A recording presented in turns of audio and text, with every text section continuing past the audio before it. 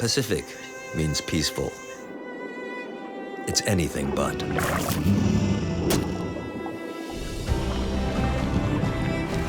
The Pacific Ocean is a dangerous world where death reaches for the sky and life pushes its limits. Where you can't trust your eyes. And where titans clash.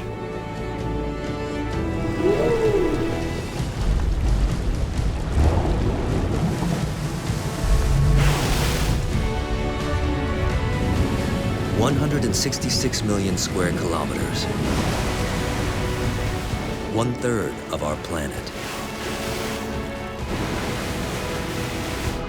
The biggest ocean on Earth is a place of violence.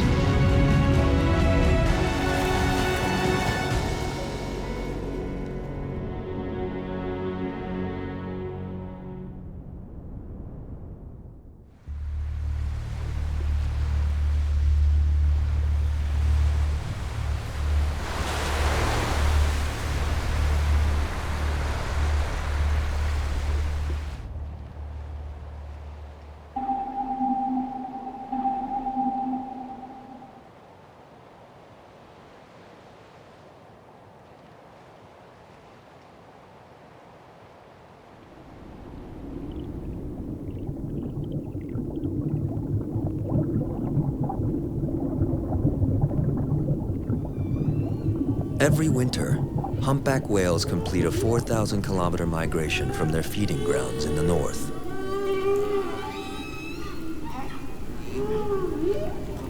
In a vital break from their usually solitary lives, they gather to mate. Adult males outnumber receptive females, so there's competition among the bulls.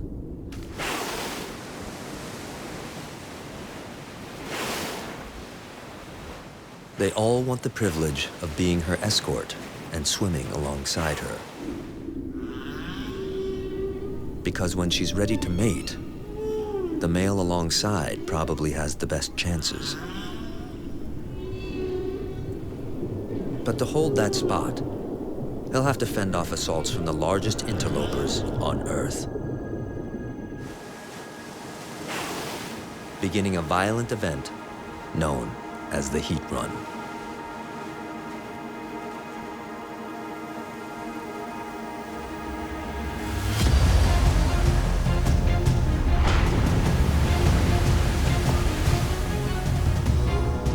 The testosterone-fueled single males jockey for the coveted role of escort, trying to force themselves between her and her suitor. He releases a bubble stream, a warning to rivals, don't cross the line. As the competition builds, the males become 40-ton wrecking balls in the Pacific's most gargantuan brawl.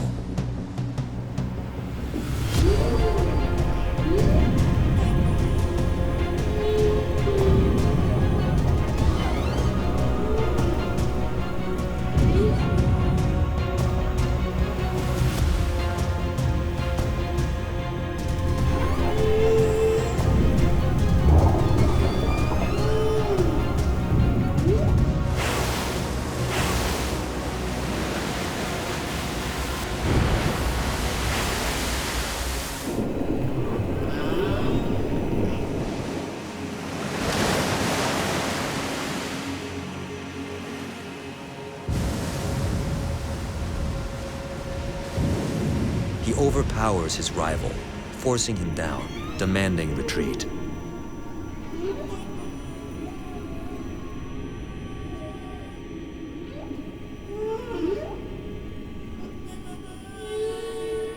He can return to his partner's side.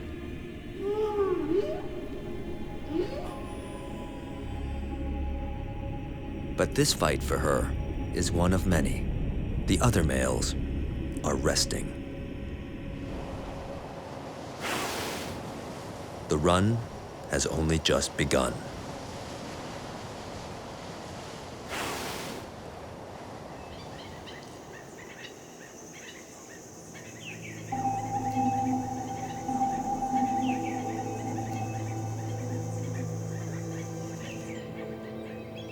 Throughout the Pacific, males clash over breeding rights.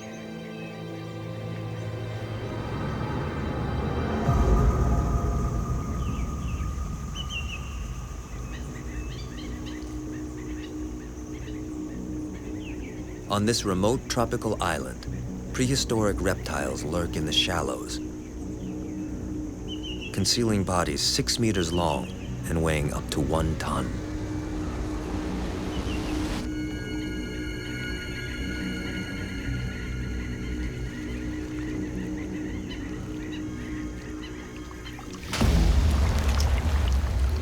Saltwater crocodiles are territorial.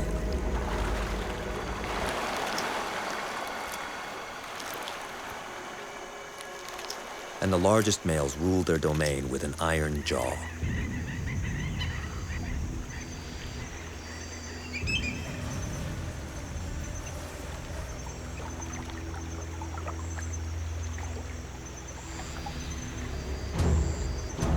For a subordinate male, the only way to take the throne is to take on the king.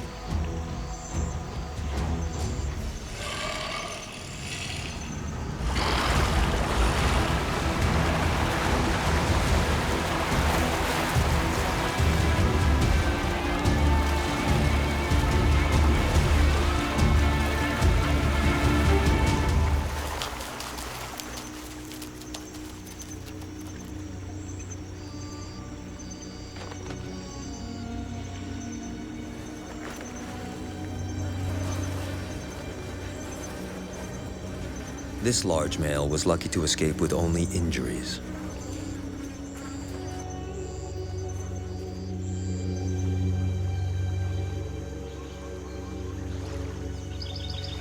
Pity the juveniles. Dominant males are known to have them for lunch. Less than 1% of salties may reach adulthood. If this young male has a future, it won't be here.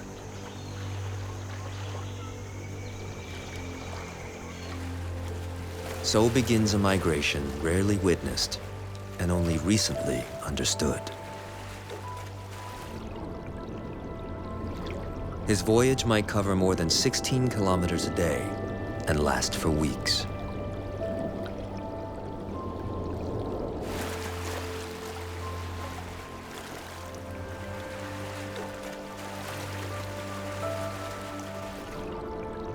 Salties expertly navigate the ocean's tides and currents, but he's not built for continuous swimming.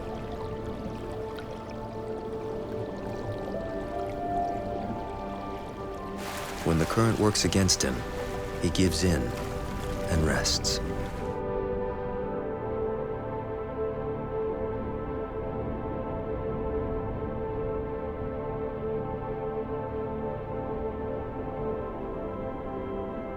Many reptiles can doze in a state called unihemispheric sleep, when the left and right sides of their brain take turns sleeping. He holds his breath for up to an hour, but the constant immersion does bring problems. He might be named after salt water, but he's not impervious to salt. Special glands on his tongue excrete the excess salt that builds up in his body. And with a slow metabolism, he can survive weeks without food, making the journey possible.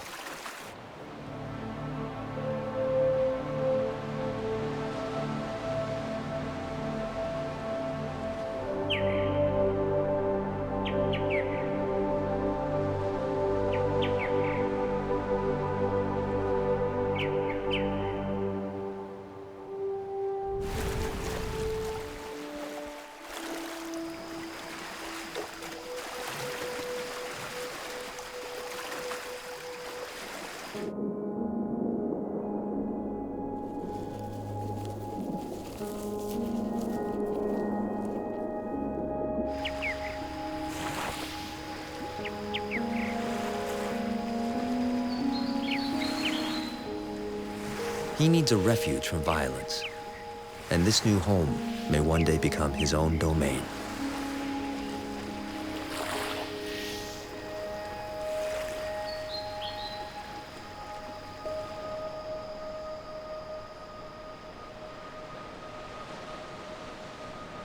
But not all islands of the Pacific are so hospitable.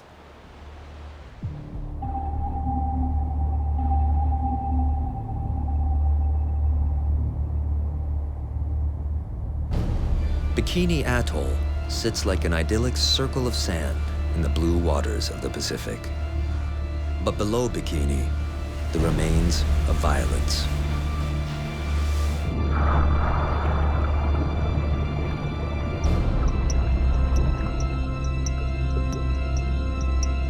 The USS Saratoga was the pride of the US Navy in World War II. In her prime, she suffered 2 torpedo hits, 4 bomb blasts, and 6 kamikaze attacks. Now she rests on the bottom of Bikini's lagoon. One grave among many. But it wasn't the war that sunk them. They were guinea pigs in the most violent experiments ever conducted. Bikini Atoll is a speck in the middle of nowhere.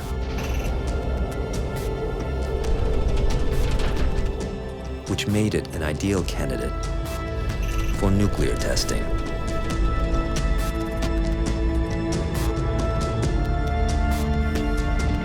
After World War II, 23 nuclear weapons were detonated here. 4, 3, 2, 1.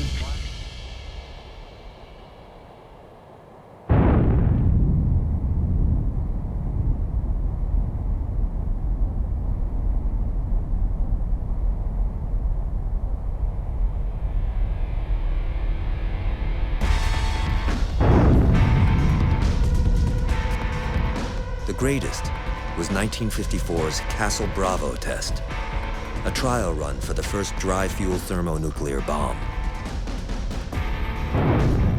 One of the largest military explosions in history, and 1,000 times more powerful than the Hiroshima bomb.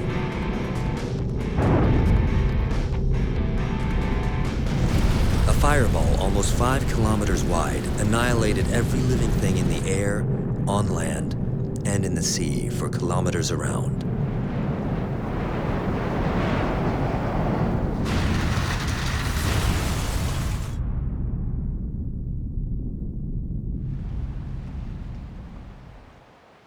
This is Bravo Crater, ground zero for the most violent thing we have ever done to the ocean.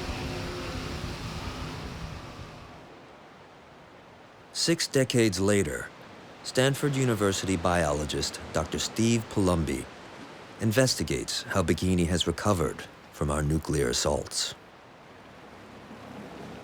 A 15 megaton hydrogen bomb blew this mile-wide crater into the reef, a scar on the ocean and the planet that you can see from space.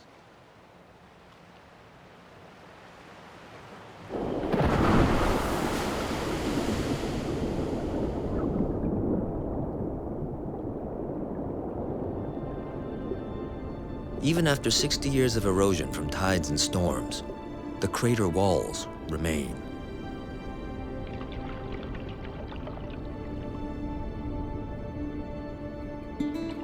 It's barren.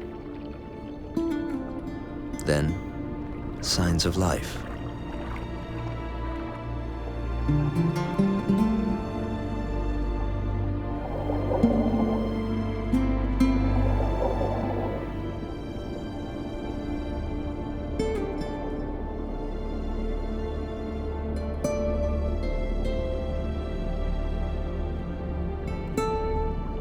There's corals growing, there's big corals growing.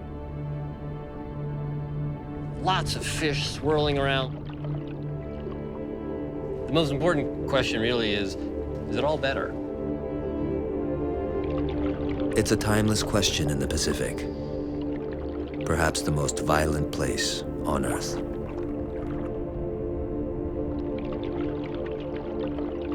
World superpowers are not the only giants that have clashed in the Pacific. Nature creates her own battles.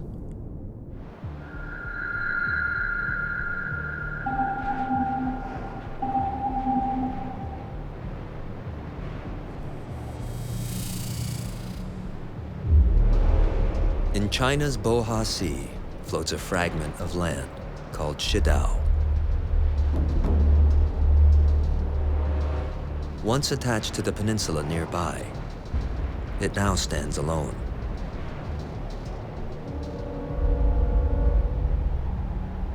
Tidal means Snake Island.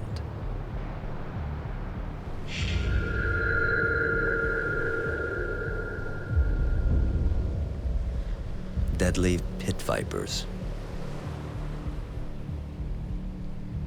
20,000 of them.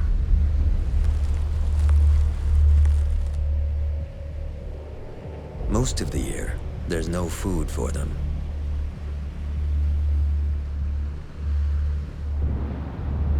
All summer they starve and sleep.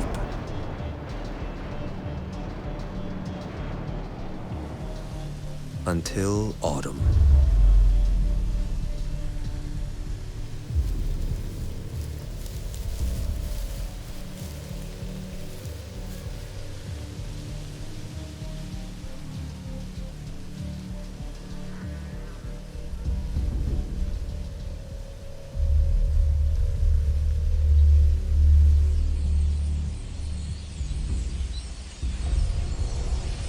For millions of songbirds migrating south from Siberia, the island is a rest stop.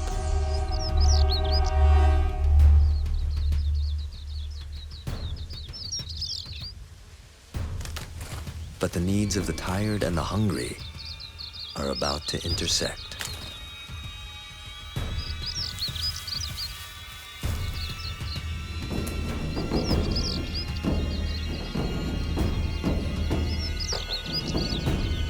At dawn, the vipers seek out the best perches.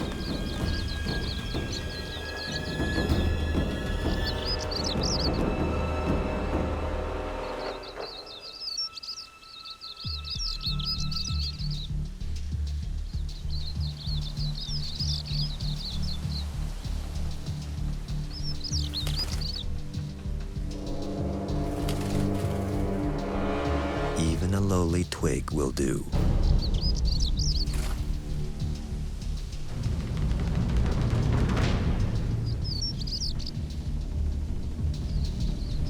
$20,000 booby traps waiting for songbirds.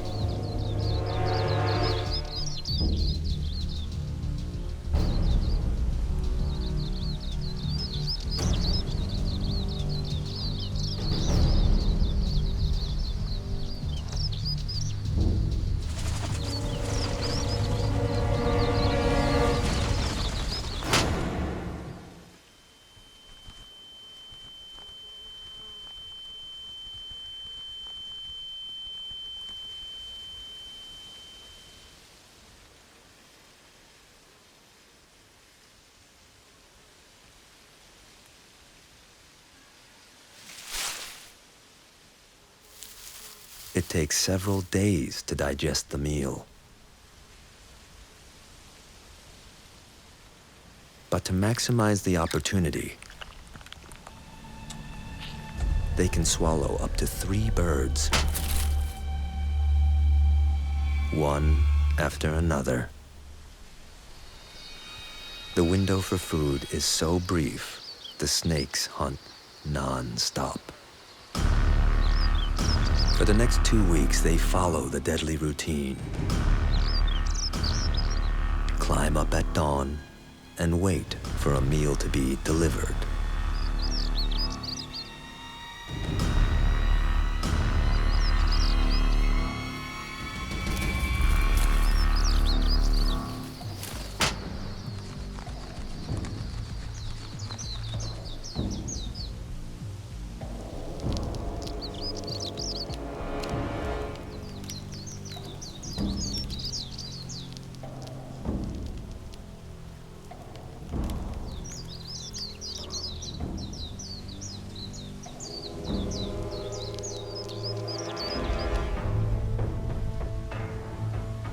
By the time the migration resumes, the islanders are stuffed to bursting. All through the winter months, they'll rest. Until spring, when the migrators return on their journey back north.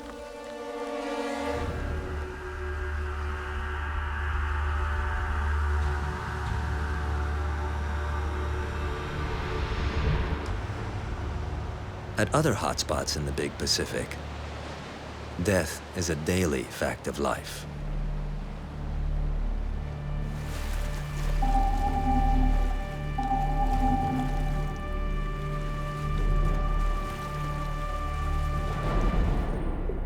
In Indonesia's Lembah Strait, a strong, constant current keeps reefs from forming. But life still thrives. It not only thrives, it teems.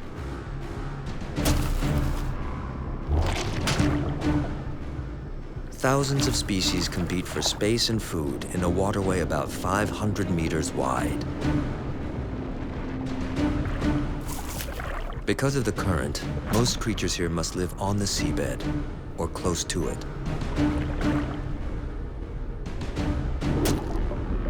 It's like cramming all the residents of a high-rise on the ground floor. But almost every neighbor wants to eat you.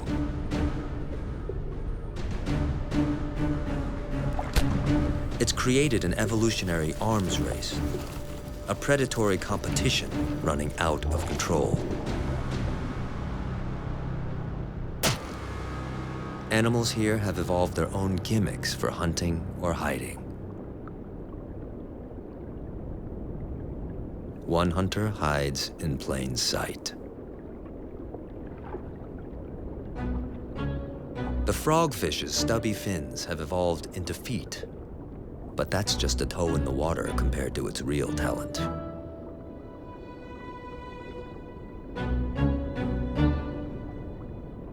When it reaches its destination, it blends in next to its doppelganger sponge and waits.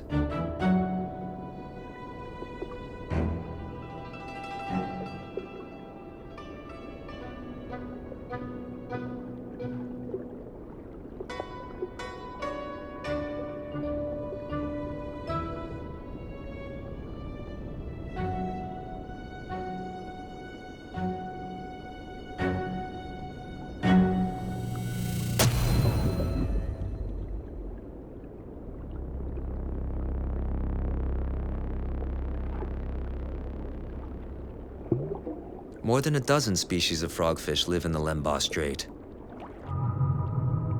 including the hairy frogfish.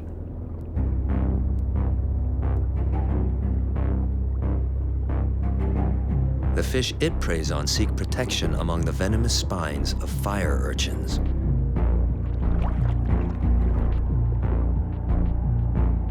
So the hairy frogfish turns dark and spiny, becoming just another urchin himself.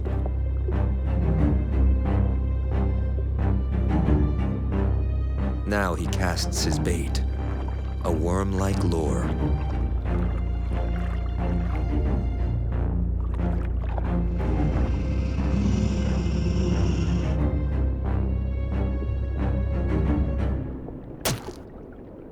A deadly offering.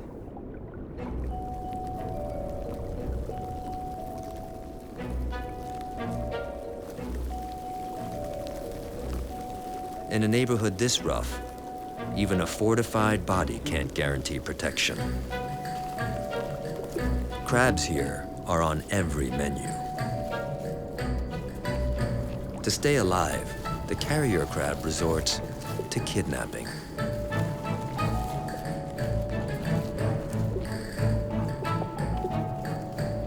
Special arms scoop the urchin up from below, avoiding the dangerous spines.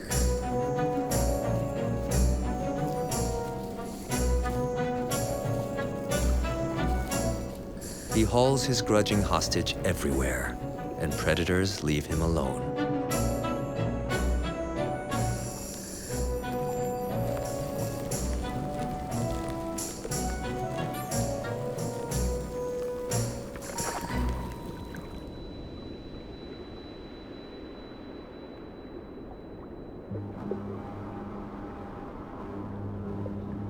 In the crowded condominiums of Lemba, some killers lurk in the basement.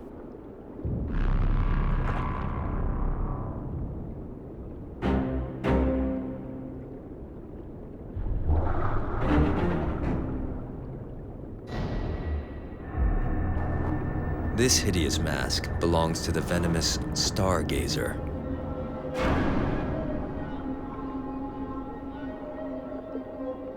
He's waiting to employ a deadly trick.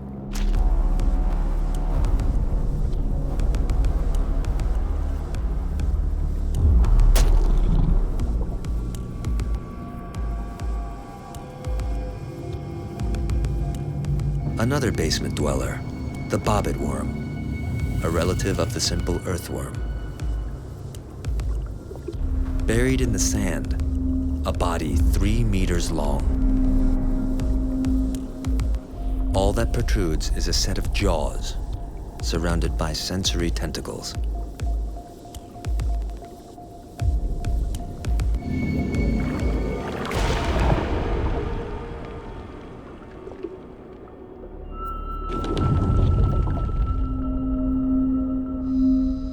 If competition breeds excellence, Lemba Strait is lethally excellent indeed.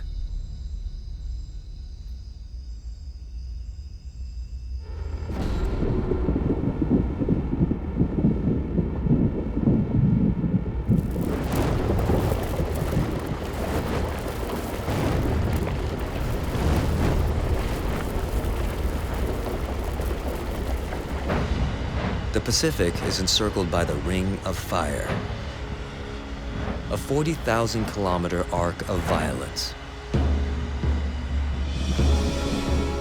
containing 3/4 of the world's active volcanoes, more than 450 outlets for nature's molten temper.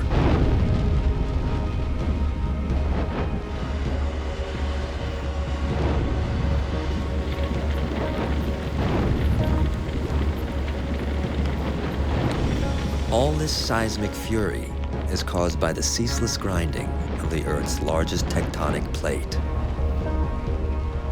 the Pacific Plate.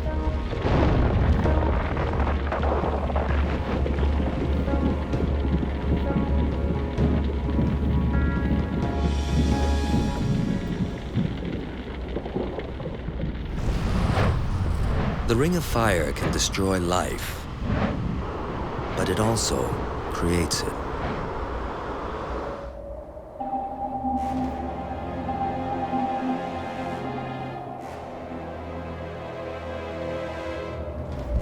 "48 kilometers off New Zealand, White Island rumbles from constant indigestion.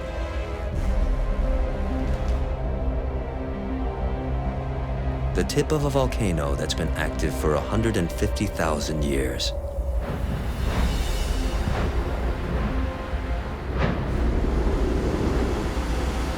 Cracks in the crater walls, known as fumaroles, blow hot gas like a jet engine, leaving behind toxic sulfur deposits.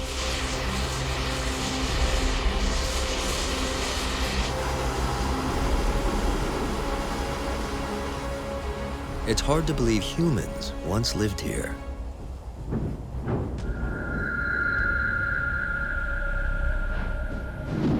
In 1913, a quarry opened on White Island to extract sulfur for fertilizer.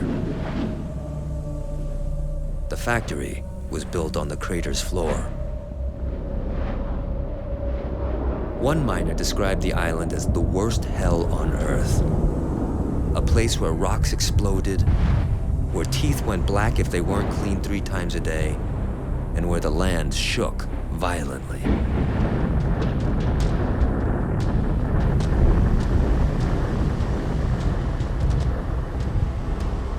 A year after the enterprise began, disaster struck. Part of the crater wall collapsed, and a superheated avalanche killed everyone.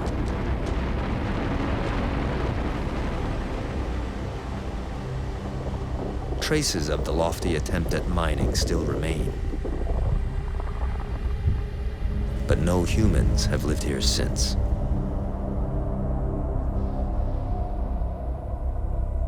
But the island does have its inhabitants. Some of the hardiest animals on Earth in the crater lake, bubbling away at 50 degrees Celsius. It's at least 10 times more acidic than pure vinegar. Yet its green tinge comes from extremophiles, primitive microbes that can survive in conditions hostile to normal life. The microbes here can neutralize the acid and carry out their life cycles in temperatures that would kill most living things. But for these microbes, conditions like these are not new. Nearly 4 billion years ago, when Earth was as inhospitable as White Island, the first life to evolve looked very much like these extremophiles.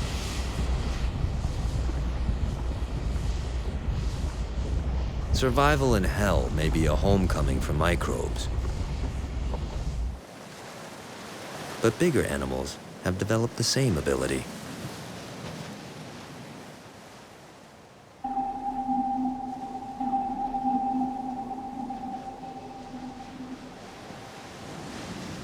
Turtle Mountain Island sits where two tectonic plates collide.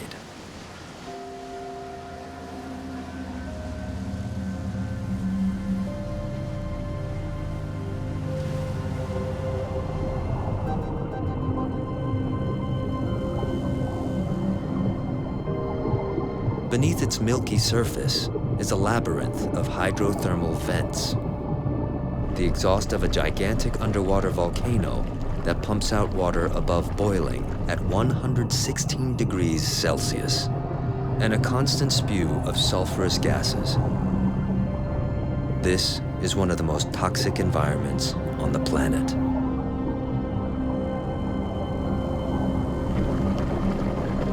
And yet, life persists.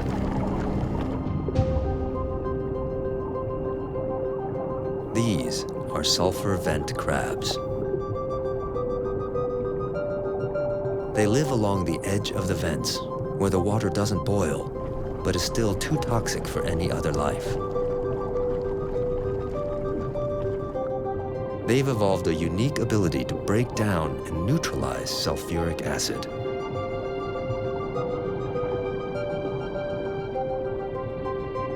Not only do they survive in this dead zone, they use it to their advantage. The poisonous gases instantly kill passing zooplankton. It falls like a marine snow.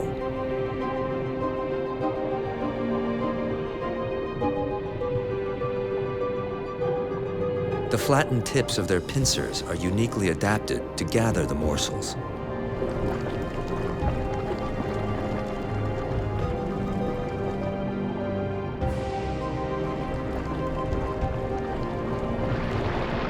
The vent crabs are one of the Pacific's masters of survival, but not all of her dangers have been so readily conquered.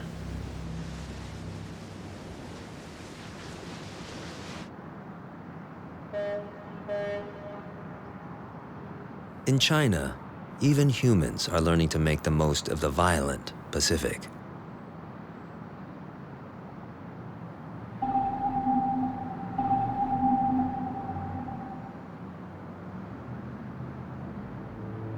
September, and Hangzhou Bay waits for the annual return of an ancient sea monster.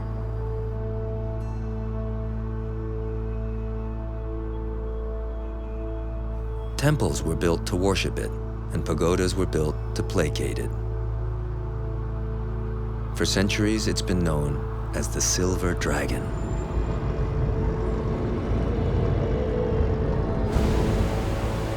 A predictable yet potentially destructive wall of water that grows into the world's largest tidal wave.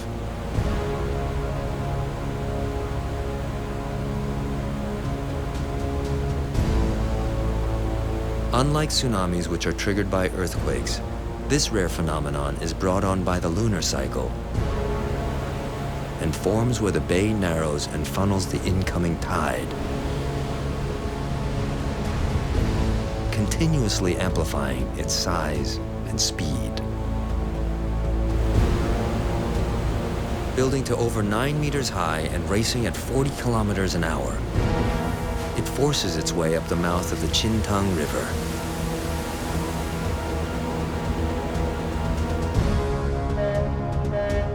Square in its path lies Hangzhou. Population, more than 6 million. One of China's biggest cities. It's an immovable object, right in the way of an irresistible force.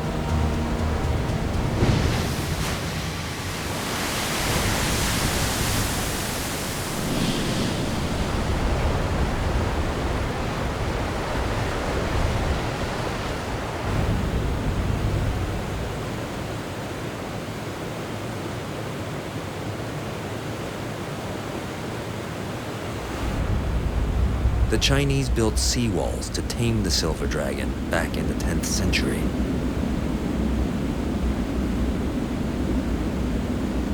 A Qing dynasty wall from 1720 protects the city today. Yet 5 people a year still die.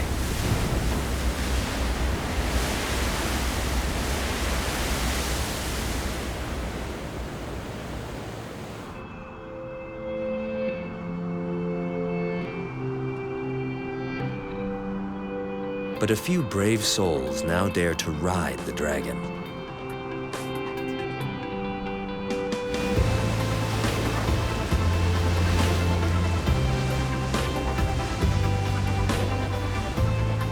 The Qintang River is home to one of the world's most daring competitions.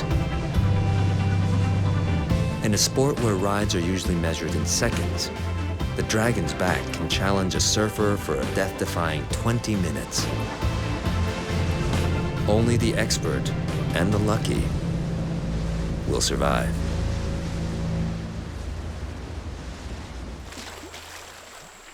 But of all the violence and danger in the Pacific, it's still the human-created violence that stacks up as the most confronting.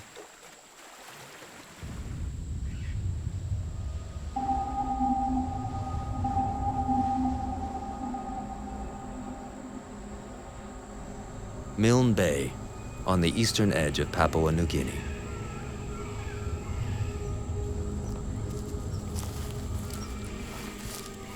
Villagers show the way to a haunting reliquary.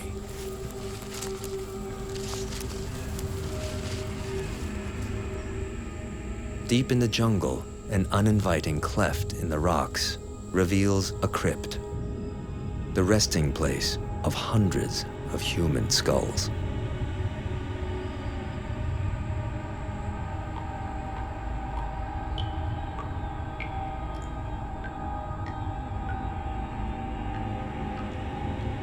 Some carefully arranged, others carelessly tossed on the pile.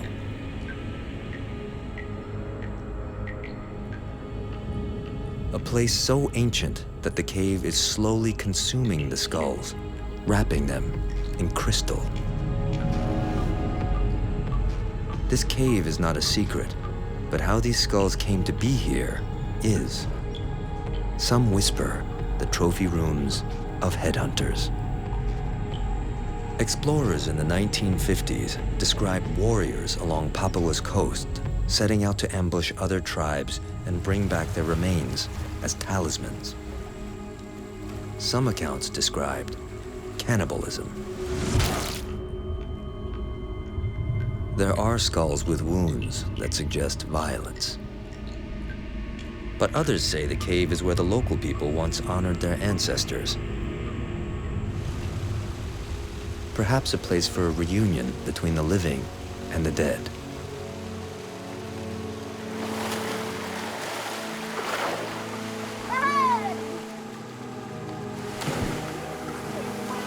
A cave of violence or a cave of memories, we may never know.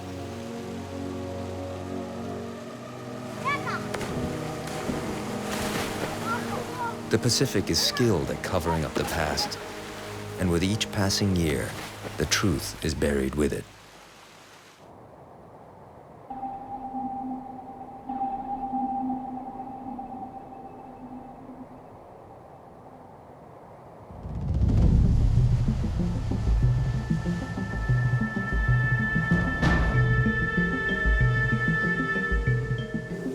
These are one of the few signs that people ever lived on Bikini Atoll. Bunkers built to observe the nuclear blasts during the 40s and 50s.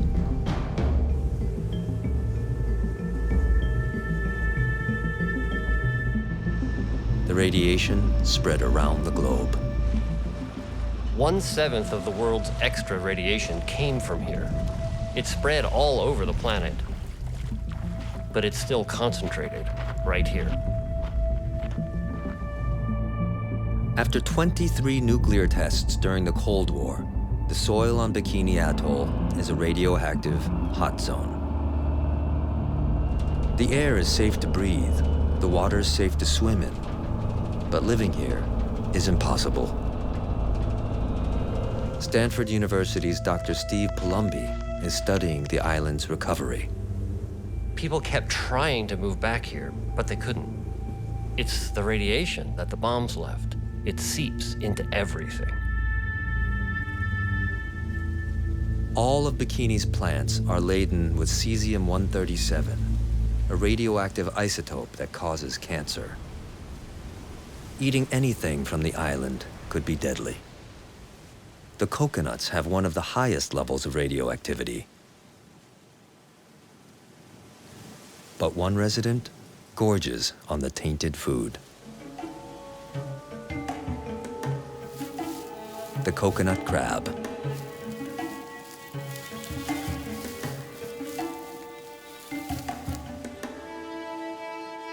They didn't get the memo that there was cesium-137 in the coconuts, and so they're radioactive too. The DNA of this animal probably has a record of the cesium-137 decaying and ripping through the genetics.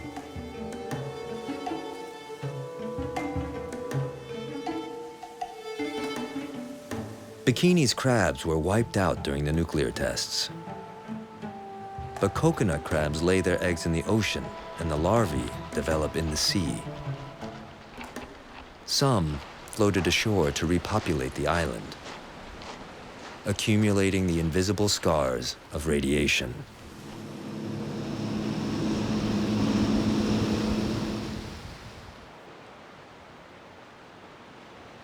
More samples. As a marine biologist, Palumbi has come to collect coral samples, long-lived animals that may bear mutations.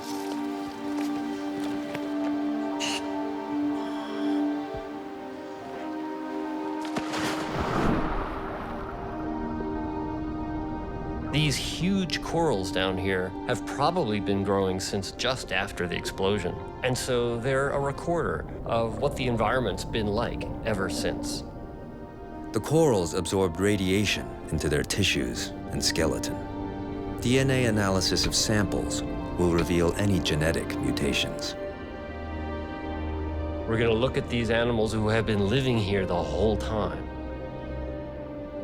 We're going to look at their mutations. And we're going to look to see what it was like for them to be living here ever since those bombs went off.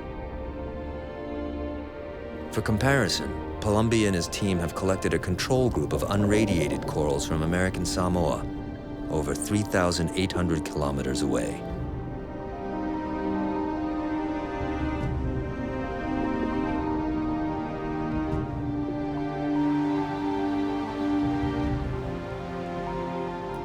By looking at the corals that have not experienced any sort of radiation, we can then compare the corals in Bikini that have experienced radiation and say, well, is this higher than the baseline rate in American Samoa, or is it actually kind of the same?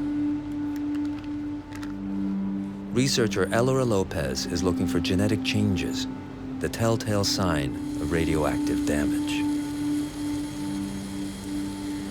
My biggest interest is really in how wild populations, such as corals or all sorts of other things, are affected by human actions.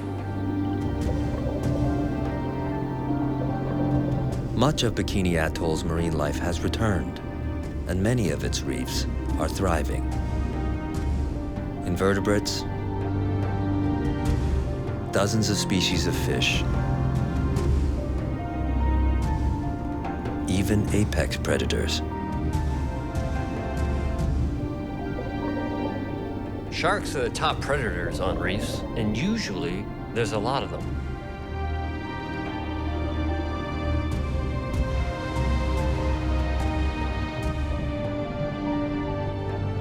A sign of a healthy ecosystem.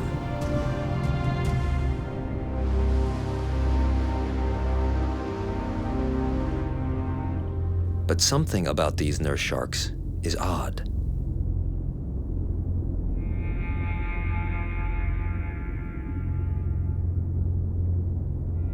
A normal one has 2 dorsal fins, the larger one in front.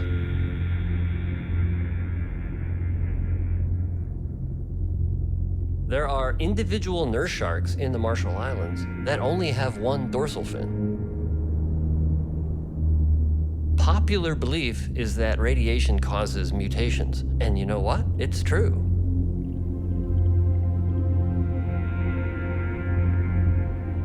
So if you think about it, do we have mutant sharks on Bikini Atoll missing a fin? Is that what we've got? And the answer is possibly. I've never seen anything like it before. And that means we have a scientific mystery to unravel.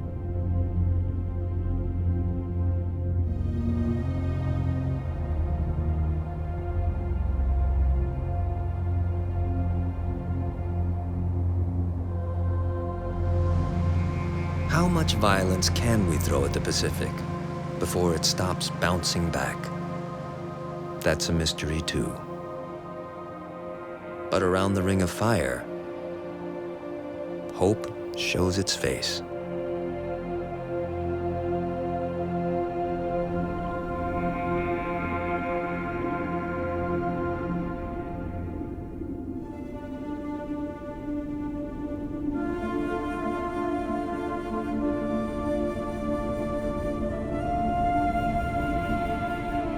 A Mitsubishi Zero, a Japanese war machine. Once one of the deadliest hunters in the Pacific. Packs of Zeros racked up kills by the thousands. They litter the bottom of the Pacific from the Coral Sea to Tokyo.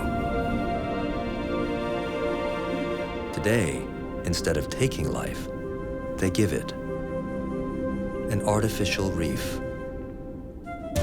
Home to an eclectic community. The skunk clownfish, the coral trout, the anemone shrimp. In time, the wreckage will vanish, leaving behind a plane-shaped mass of coral and sponges. The Pacific repairs herself. And on the remains of violence, life reaches out.